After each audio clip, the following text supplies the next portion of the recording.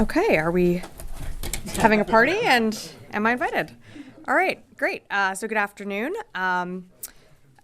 Just a few things at the top and then happy to take your questions. First, the Department of Defense continues to support interagency Hurricane Helene recovery efforts with North Carolina National Guard and FEMA in the lead. More than 6,700 National Guardsmen from 16 states have been spearheading recovery efforts across the Southeast region in support of their governors, providing critical aid to those impacted by this storm's devastation. Additionally, as we've said in our statement yesterday, Secretary Austin has authorized 1,000 active duty troops from Fort Liberty to assist FEMA in these response efforts.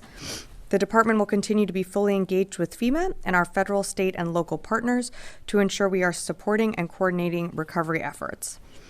Shifting gears, Secretary Austin spoke by phone to his Ukrainian counterpart, Defense Minister Umerov, today.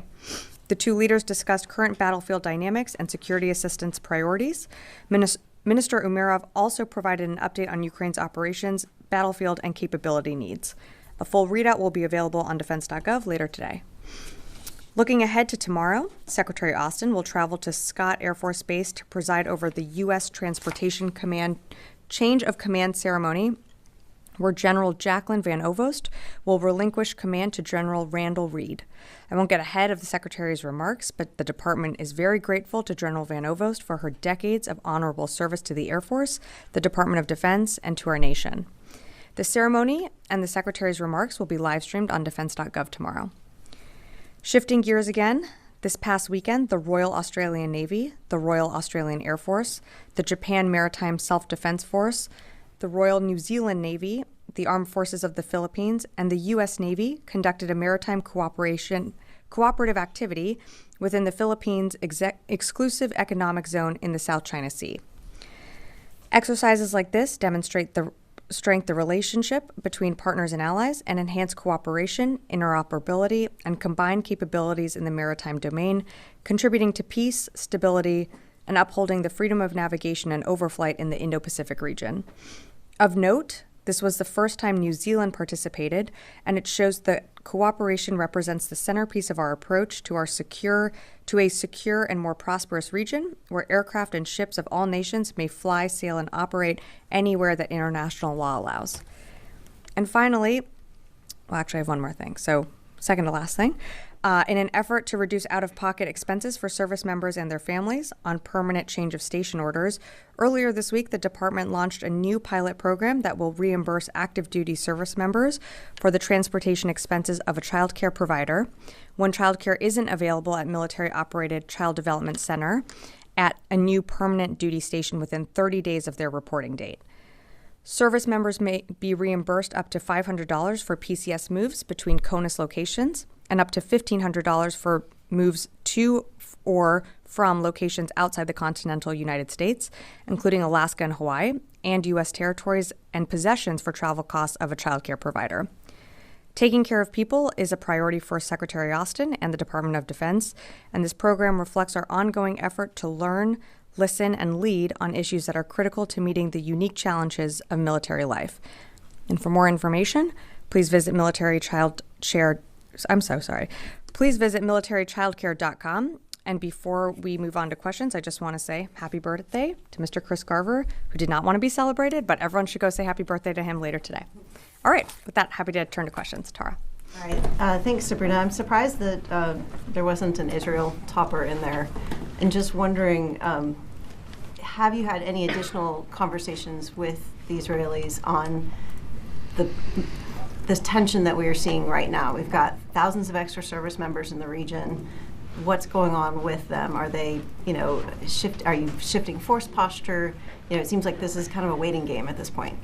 So in terms of, what our forces in the Middle East are doing right now, their mission hasn't changed. They're there, to protect U.S. forces in the region, if called upon for the defense of Israel. But as you saw, that was put into place on October 1st when Iran launched another attack against Israel. Our forces, of course, stood with the IDF and the operation and, engaged nearly 200 ballistic missiles that were fired from Iran. So the mission hasn't changed. They continue to operate within the AOR. we'll continue to do so. I'm sorry, what was your follow-on question? It just seems like right now there's this very tense moment of waiting to see what Israel's response will be. What is this building doing right now to help tamper down that tension? And if Israel doesn't listen, is the Secretary prepared to send U.S. troops to combat, to defend Israel? Well, that's something that the president has spoken about. We're not looking for a wider regional conflict. We're not seeking war with any group or organization or country in the region. We continue to engage the Israelis, very frequently. We are certainly talking to them about their response, but what their response might be, I'm just not going to speculate further on. But we do continue to engage with them, and I'll just have to leave it at that. Jen. Sabrina, how many of the 12 interceptors that were fired from the U.S. warships actually engaged and intercepted the ballistic missiles fired from Iran? So we're still doing our own assessment, so I just don't have exact numbers to provide right now. And how much would that have cost, 12 interceptors, and do those ships now need to resupply? And then I have a follow-up. Sure. So in terms of resupply and cost, that's something that I think CENTCOM should really speak to, or EUCOM and Sixth Fleet. I just don't have those numbers readily in front of me right now. So I'd defer to them on cost and resupply. But as you know, our ships move in and out of ports. They get retrofitted, resupplied at any given time. So I would assume as they expended some of those interceptors, eventually they would have to get, backfilled. But in terms of their movements, I'd refer you to Sixth Fleet. Is there some discussion of maybe needing a supplemental? Because I believe that President Biden's defense requests this year did not have money for missile defense. I'm not tracking additional requests for a supplemental. That doesn't mean that something couldn't happen down the road, but at this moment, I'm just not tracking anything additional. We are 3 days into operating under a continuing resolution. We still don't have our FY25 budget passed. So the biggest full court press from this building is, of course, urging Congress to pass an appropriations bill so we don't have to operate under this this continuing resolution. That's something that's top of mind for this building, and we're going to continue to engage with Congress on that. Idris. You sort of hinted at this when you said the U.S. would help defend Israel. But more specifically, will the U.S. military take part in any offensive Israeli operations against Iran? So what I can tell you, Idris, is, we're certainly consulting with Israel and talking to them about their response, but I'm just not going to go any further than that. Rule out the U.S. military could take part. I'm just not going to go any further than what I have. And then the Secretary and Defense Minister Gallant speak regularly, but there have been a number of instances in the past where Minister Gallant has not notified the Secretary before a major operation, most recently the killing of Nasrallah. Why do you believe the Israelis will share with you what they're going to do before they do it this time? Well, we've been in pretty much the last 2 weeks almost daily conversations, not every day, but almost daily. In those conversations, without going into the details of what all is shared, we do receive updates on, some of their plans and operations. To your point, we were caught off guard by the strike on Nasrallah, but that doesn't mean that we are, on other operations. They're going to continue to, call and speak to each other. We don't get a heads up on every single operation that they're conducting every single day, but there is certainly, I think a good relationship between Minister Gallant and the Secretary, and they're going to continue to engage with each other. To get notified if they attack Iran? I think I can tell you that we are talking to them about their response. I think the president spoke to this as well, without characterizing his words. But I certainly think that any response from Israel to Iran, we will be part of those discussions. Joseph. Thanks. On the Israeli invasion in Lebanon, for about 8 or 9 months of the department saying they were against any type of ground operations or invasions, over the weekend that stance changed. Now the department is saying that they support limited operations from what they understand the Israelis are doing. What is we've seen this before in Gaza. What is it that's limited for you guys? At what point do you push back and say this is no longer limited, this might be against U.S. interest and potentially Israeli interest for whatever they're trying to do. Because we reported that U.S. officials are saying that it needs to remain limited or else they could lose U.S. support. So to characterize what they're doing along that northern border is what we see is, and how we assess is it's limited in the scope and scale. And what they've said to us is that they're going after, Hezbollah infrastructure that is along that border where, Israeli communities are. We understand that the strategic purpose of this is so that Hezbollah cannot maintain the capacity to attack Israeli communities right there at that border in that short range. Look, we're still going to have these conversations with them. Right now, what we are observing and assessing is that these are limited in terms of the types of operations and how they're being conducted, as well as the people. Different militaries conduct operations differently than the United States, just as we do, separately from other militaries all around the world. But our assessment still remains that these are limited in scope and scale right now. And then just one more. Is it fair to say that there's any type of disconnect between the Secretary and the NSC or other agencies of the Biden administration in terms of how they agree, or what the Secretary believes is the best way to go forward with whatever military operations they're carrying out? I'm not seeing any, differences between the White House or this building. The Secretary is in regular communication with the NSC and with the President. Having spoken to him, this week and weeks previously during this time, I don't see any daylight between the Pentagon or the NSC. Tom. Thanks, Sabrina. Two questions. This morning, President Biden was asked if he supports Israel striking Iranian oil facilities. He gave a little bit, it was noisy, I think. He gave a little bit of a mumbled, not very clear answer. He said, we're discussing that. To be clear, is the Pentagon talking to the Israelis about striking Iranian oil facilities? Yeah, so Tom, as you can appreciate, I'm not going to be able to go beyond what I've already said, which is that we are discussing with them what a response to Iran could look like. But detailing out from here what potential targets might look like, I just don't think that serves a purpose or is really that helpful. Okay, thanks. And second question, there's a growing sense of a double standard regarding evacuations. Whereas the US rushed to evacuate Americans from Israel, Americans in Lebanon have for the most part been told to find their own way out. I know it's a State Department decision. But could you reassure Americans in Lebanon that US military is on hand to help them evacuate if needed? Well, Tom, not to just push back a bit on that question, but one, it is the State Department request to issue some type of military assisted departure or a type of NEO. It also has to do with the demand, and if there's a demand signal for that. Right now, the embassy in Beirut continues to operate on regular hours, is still open.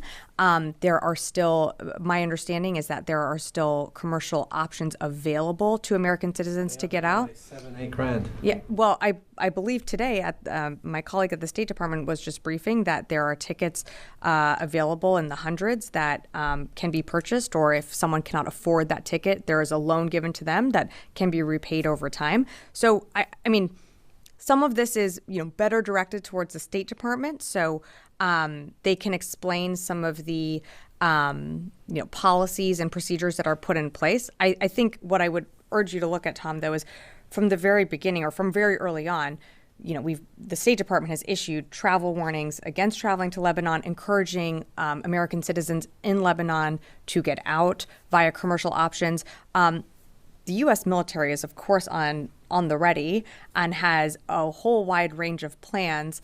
Should we need to evacuate American citizens out of Lebanon, we absolutely can, and they can be implemented. We haven't been called to do that. So, of course, we remain ready, and we'll be in touch with our state colleagues, but that's not something that, is being considered right now. Yeah. Thank you, Sabrina. When you say you're talking to the Israelis about their response, does that mean that you are coordinating the details of the response, the scope? Not necessarily. What do you mean by talking? to the Sure. Israelis? So I think without going into private conversations, what I could tell you, it's more about trying to understand what their response might be. I'm just not going to be able to go into further details than that. Okay, when you are trying to understand what the response is going to be, are you confident that the Israelis will give you a notice in advance when and where the response is going to take place? Yeah. So Joe, Or they're going to keep you in the dark? what I can tell, great question. Same question that Idris asked me. My answer has not really changed. Different than- Well, let me then try and tackle this different question. So in terms of advance notice, we are talking to them about their response. I'm just not going to be able to go into more details than that. In terms of the advance notice, again, we're talking to them. In terms of targets, what they might, what a response might look like, those aren't things that I'm just going to detail from the podium, and frankly, not going to go into additional private conversations. Okay, last thing is just I'm trying to understand. So you're talking to the Israelis because you are concerned that their response could escalate the situation in the region, or you're talking to them because you have plans in advance to assist them in their response? So I think what the president has said is that Israel has a right to respond. I would remind you that on October 1st, we saw nearly 200 ballistic missiles launched towards Israeli territory with the intention to kill innocent civilians, to do damage to infrastructure, and because of the incredible coordination between the United States and the Israeli military, we were effective in, combating and mitigating damage and preventing,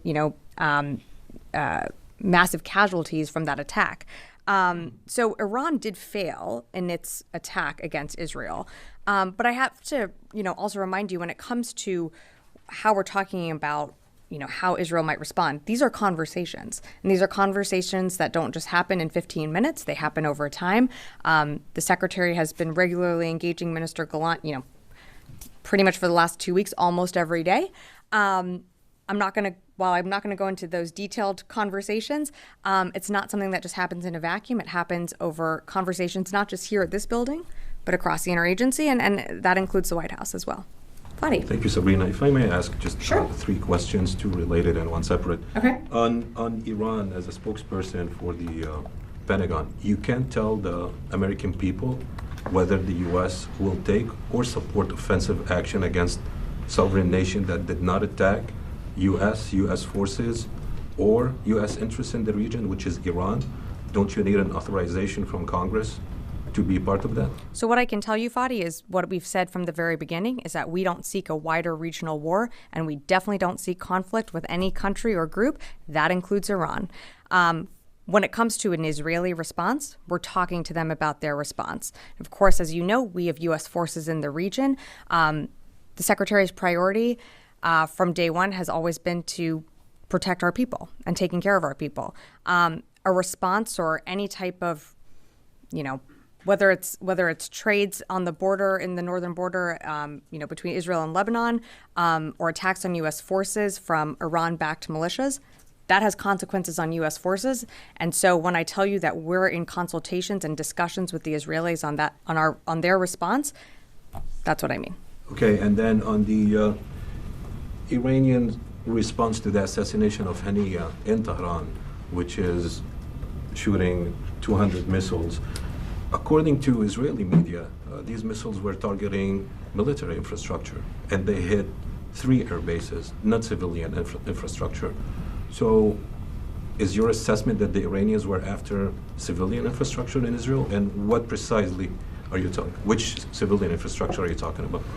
I said innocent civilians.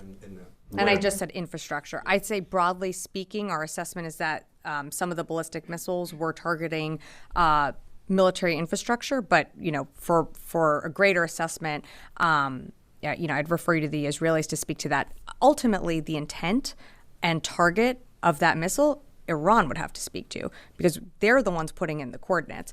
We can only judge the trajectory and where they landed, or where they were shot out of the sky. Finally, thank you for responses. You answered the question about your support for the so-called limited operation in southern Lebanon, which is to protect the Israeli civilians on that border. And well, we know Hezbollah in their arsenal have missiles that can be launched from tens of kilometers away from the border.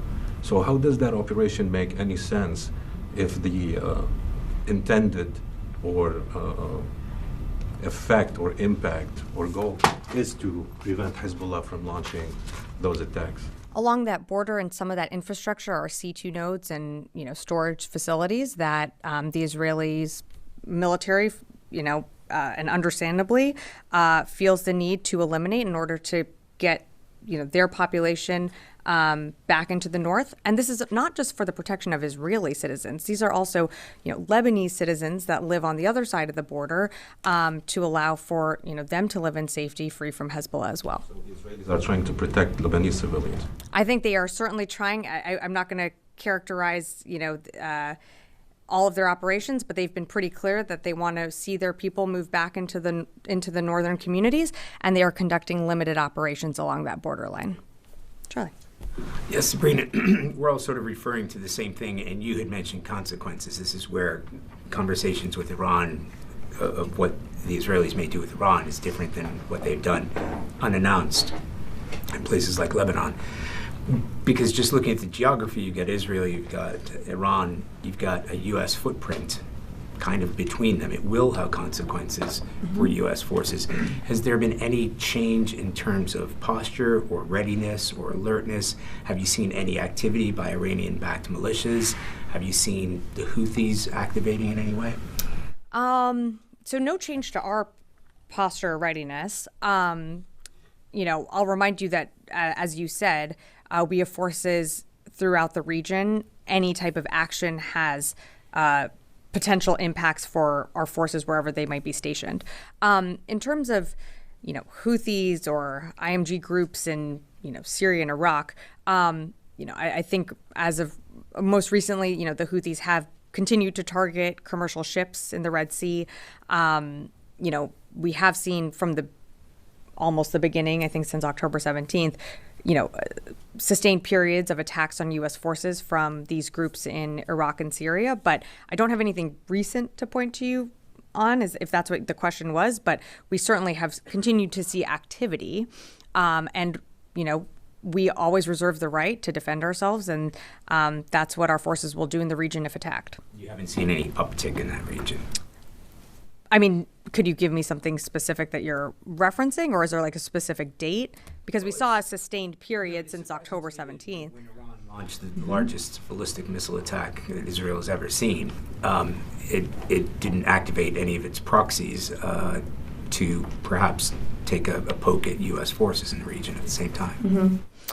Yeah, I don't have anything for you on that. I mean, if our forces are attacked, or if there is something in the vicinity that could land on the base, our forces have the ability to shoot it down, and they'll take the measures needed to protect themselves. But I don't have any. There was no, as far as I'm aware, there was not a coordinated attack that Iran launched its ballistic missile attack and then also coordinated with its proxy groups. I'm not tracking that there was a coordination there. Yeah. Thank you, Sabrina. Due to the increasing tensions in Lebanon, you deployed new reinforcements to the region, mostly from the Air Force. Do you use the air bases in Cyprus for those? And you were monitoring the latest attack of Iran on Israel. And in your reconnaissance, when you found out the attack is starting, did you use the bases in Cyprus as well? So I'm just not going to speak to our basing options and where our aircraft are located. Constantine. Thanks, Sabrina.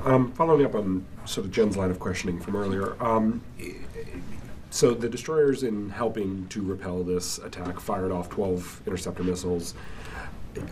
Granted, I'm sure these destroyers can get resupplied, but if this were a more prolonged conflict, does the Department of Defense feel confident in its supply chain to be able to provide more interceptor missiles in a longer-term conflict? I think you've seen the secretary make the commitment to, of course, always taking into account U.S. forces and the protection of U.S. forces, but also the commitment to defend Israel. When it comes to the supply chain, there's certainly the defense industrial base is certainly being pressure tested, and we saw that from Ukraine. So we're still confident in our abilities. We're still confident that we'll be able to resupply, but I will point you to the fact that we've had delays in funding from Congress that haven't allowed us to backfill our shelves, which impact what can go out into our different AORs, and of course, that has an impact on the mission. Those are all things that the secretary thinks about when he makes these decisions, and when carrier strike groups are moved, different squadrons are moved into the region. So to answer your question, we're going to do what we need to do, and we believe that we have the capabilities that we need to defend our forces. But when it comes to the defense industrial base, we've seen that from Ukraine especially, that the base is catching up, and we still have a backlog, and it doesn't help that also we're operating under a CR. So just to sort of follow up on that. Sure. So is there any truth to sort of this criticism that any missile fired in defense of Israel or Central Command takes away from Admiral Paparo and the notion of defending against China in the Indo-Pacific? No, I mean, every COCOM, there are different mission requirements. I think you have to also remember, as a planning organization, while we didn't see October 7th and that attack, what happened on October 7th was absolutely devastating, and wasn't something that was built into the department's plans. We plan for a range of crises all around the world, whether it be Hurricane Helene, or it doesn't. I mean, events all around the world. The department is able to surge resources and move capability at a rapid pace, which I think shows the, quite frankly, the power of the United States military. Of course, that's going to impact us down the line, but we're able to make those adjustments, and that's something that the secretary considers in every decision that he makes, and of course with the consultation of the chairman and other departments in this building. Noah. Have the 2 remaining fighter squadrons arrived in CENTCOM yet? Or are they still in transit? I'm only tracking that only one squadron has arrived, so I'd refer you to CENTCOM for more on that. Secondarily, do you have a more specific number of U.S. forces that are in CENTCOM right now, other than a few thousand above 40,000? I don't. I'm sorry, Noah. I'm going to go to the phones, and I'll come back in the room here. Jeff Shogel, Task and Purpose. Thank you. When you say the U.S. and Israel are consulting, are both sides working collaboratively to come up with a list of targets that Israel should strike? Yeah, thanks, Jeff, for the question. I'm just not going to be able to provide more details on what those conversations look like, other than that we are in close coordination and consultation with our Israeli counterparts. Laura Seligman, Wall Street Journal. Hey, Sabrina. My question is, does Secretary Austin support an Israeli strike on Iran's oil fields or its nuclear facilities?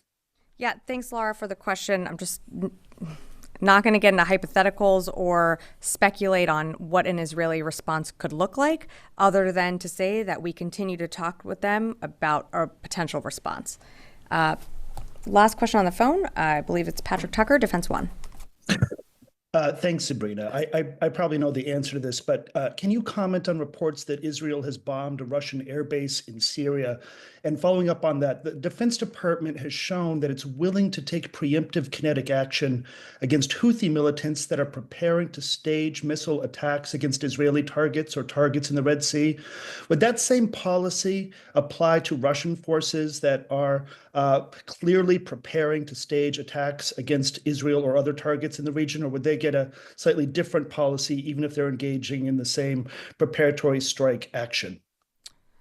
Thanks, Patrick, for your question. So I'm not tracking the strike that you referenced in Syria. So, I just don't have anything to add on that.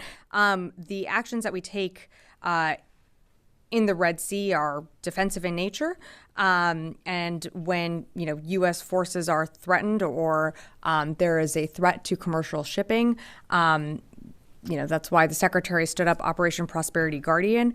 It is in self-defense, and it is a coalition that has come together of like-minded nations to combat that Houthi threat. Not going to speculate on, other threats down the line. This department, as you have seen, can make adjustments at any time all over the world. And I'll just leave it at that. Happy to come. Yeah.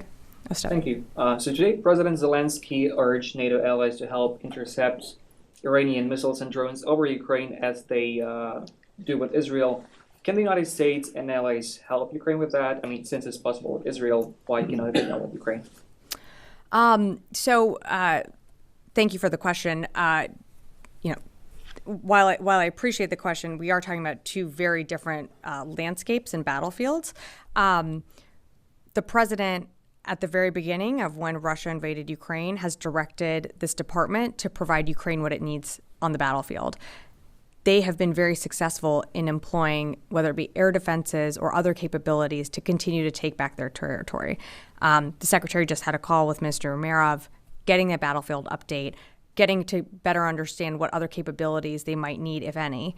The president has made a commitment that, the United States is not putting boots on the ground into Ukraine, but we are supporting Ukraine in their efforts to take back their sovereign territory. Shooting like those targets, say from Polish or Romanian territory, would that be putting boots on the ground? That would be involving us in a war in a different way. And right now we feel that Ukraine has been able to successfully defend against, Russian strikes to their cities, to their populations, to their infrastructure. And we're going to continue to make sure that they have the support that they need to do that. Separately, one more. On the F-16 training for Ukraine of those 18 additional pilots, do you have any time frame for that? Will it begin this year, next year? Any details? I don't have any time frame for you on that. As you know, one of the requirements for pilot training is a proficiency in the English language. So, once those pilots are trained and ready, we will start working with them. But I just don't have an update or timeline for you. Yes, sir. Thank you, Sabrina. Two questions. First, if Iran failed in its attack on Israel, what's the logic behind a response from Israel? And do you believe that an Israeli attack on Iran is imminent? Look, we're continuing to consult with them. So in terms of something imminent, that remains to be seen. Iran did fail in its attack against Israel, but I think it's important to put it into context that they launched nearly 200 ballistic missiles towards Israel. Israel has a right to respond to that. I'm going to leave it at that. Lastly, Iran used Iraqi airspace to launch its missile towards Israel. Do you knowledge any missiles intercepted in Iraq? And if I may add, you have enough airspace, enough defense capabilities in Iraq, not just to defend your forces, but to respond to Iranian missiles if launched on Israel. We have deep air defense capability in Iraq. In terms of anything that was shot down over Iraqi airspace, the U.S. engagement when it came to the attack on October 1st came from our two destroyers in the Eastern Med. So anything shot down in the air or over Iraqi airspace, I'd refer you to the Israeli government to speak to that. Yes, in the back. President of Ukraine, Zelensky, said today that the West is dragging out long-range missile supplies. Is the U.S. dragging out long-range missile supplies? No, what I would say is we have a limited supply of long-range missiles, and we can only a few nations have that supply, whether it be ATACMS, Storm Shadows, Scalp, you name it. They are limited in their supply. So, we're not dragging it out. I think, in fact, you've seen this administration, this building, be very committed to making sure Ukraine gets what it needs to defend itself. But you are talking about interceptors that, we have a limited amount on our shelves. And so we also have to always assess our own readiness whenever we make decisions when it comes to presidential drawdown packages or USAIs, which are long-term. And that's what that's the secretary's in his mind. He's always assessing our readiness and what U.S. forces need. Goyal. Thank you, Madam. Two questions, please. One, India's foreign minister was here meeting with the Secretary of State during the time, at the same time when Iranian missiles went on Israel or attacking Israel. So my question is here that India have also, of course, good relations with Iran and as well as with the Middle East countries and all that. If Secretary of Defense or anybody from the department have spoken with him or met with him to bring some kind of peace or India can help in the Middle East or between Russia and Ukraine or now Iranian missile attack. I don't have any conversations to read out from Secretary Austin, and any country that wanted to, work to de-escalate tensions in the region, we certainly welcome that. Second one, as far as Bangladesh is concerned, Bangladesh interim Prime Minister, Mr. Yunus Mohammed, was also at the United Nations, of course, and also met President Biden. Any role the DoD or Defense Department playing as far as Bangladesh situation is concerned there, or bring the new Prime Minister or elections and ongoing discussion as far as U.S. and Bangladesh military-to-military relations? I'm not tracking any DoD involvement. I would refer you to the State Department for more. I think that's happening more in the diplomatic channels. I'll come back. We'll keep going around and then happy to come back here. Yes. Thank you, and then go to Louis. As you mentioned that you are engaging in discussions with the Israeli about what their response to Iran. Did you get any commitment from the Israeli that any actions that will take it against Iran will not lead to a wider war, which is your concerns, of course?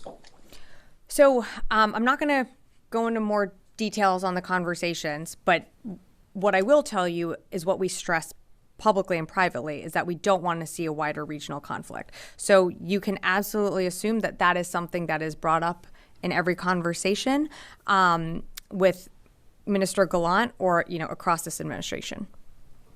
My last question, regarding what's going on now at the border of Lebanon, how long do you believe, as the DoD with their assessment, Israel need to achieve their goals? Is it like months, or we can maybe see like what's happening in Gaza is still like over almost a year, and we see the wars is still going on there?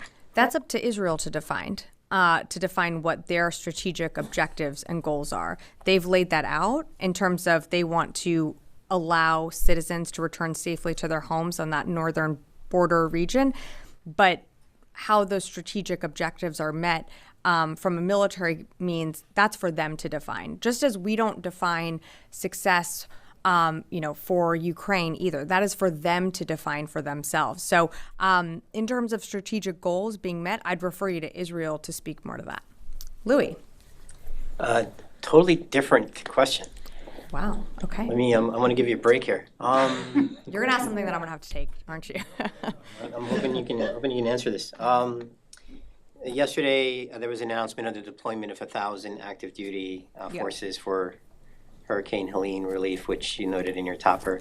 Can you tell us what the progress is? We know they're coming from the 18th Airborne. We know they're coming from 82nd Airborne. What exactly is their role? How will they work with guardsmen? Are they complementary? Are they on their own? And I know they fall under the tag, but can you just explain to us what it is actually they're going to do? Sure. So the Secretary authorized their movement of nearly 1,000 active duty soldiers. Their role is that they're going to fit into the larger apparatus, which is being led by FEMA and the North Carolina government. NGB, North Carolina National Guard. So between those entities, they're going to work with them to ensure that the North Carolina communities, wherever these soldiers go, are supported, and some of the things that they're going to be doing is delivery of food and water and other critical aid. I believe this is something that's still being, worked on exactly where they will be, but as you know, they're in state, they're ready to go. We're going to continue to work with the federal, local, and state level officials to ensure that, they're fitting in where the need is the most critical. So North Carolina has already activated 1,000 guardsmen to assist with this. It was the thinking that these additional 1,000 active duty personnel would bring capabilities that they don't have right now. Yes, and augment as well. My understanding is that they bring additional capabilities. I think certainly, the National Guard has its own capabilities, but these will augment those. And I think, as we're all seeing some of the devastation, roads, bridges, it's not easy to access. So this is another, group of men and women that can go in with an amazing capability that will augment the National Guards and help get critical need in, and also support, getting into isolated communities where it's even harder. So, yeah. Jen. So a follow-up on what Louis Sure. asked. Have those 1,000 active duty troops from Fort Liberty arrived on the scene in North Carolina? Are they working yet?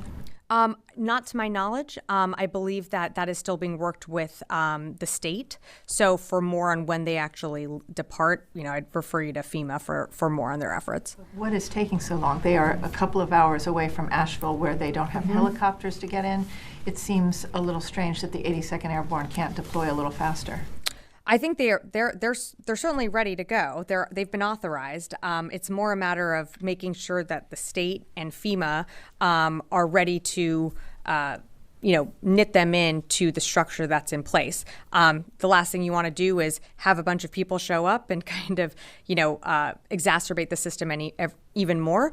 They're authorized. They're ready to go, but it is ultimately the state's call on when and how they are moved into the state. I'm going to come back and then, yes, go ahead. Hi. Jessica with News Nation. Yeah, hi, nice to see you. Hi. Some military bases were impacted due to the hurricane. I was just wondering if you have a timeline as to how soon they might be back up and running. Some military bases, you mean in terms of evacuation? Yes, some of the troops were. Yes. So there were precautionary measures taken to evacuate some of our bases and move our people out due to the storm. I don't have a timeline on when folks will be able to go back to those bases. That's obviously an assessment that the commander would make. So for each base that you're interested in, I'd probably reach out to the base itself or Northcom, but I don't have those details and timelines in front of me. Sorry. Joseph, do you have any updates on the Truman, where it's going to deploy, and does the Secretary have any plans to call for another 2 aircraft carrier or strike groups to be in the Middle East? So right now I don't have more than what Sixth Fleet had announced, and that the Truman will be continuing into the UCOM AOR. I think probably participating in an exercise soon. The Secretary always reserves the right to change her orders, but right now she's continuing as planned. Okay, one more. Okay, yes. Just kind of adding to Luis's question, how common is it for active duty soldiers to participate in disaster response? Is this a new thing, or in disasters of past, has that been pretty common? No, you've seen participation of active duty. I will be honest, I don't have a full rundown for you here, but I think in 2018 was when maybe the 18th was activated for a response. It's not uncommon. It's on the needs on the state. And of course, what, the local and state leaders assess what they need and in consultation with NGB. But it is common. It's what, they can be used for a range of, whether it be a crisis in a different part of the world or a natural disaster, I should say, they are there to help support their communities, and so it's not uncommon. Is my bottom line is what I'm trying to say. Okay, thanks everyone.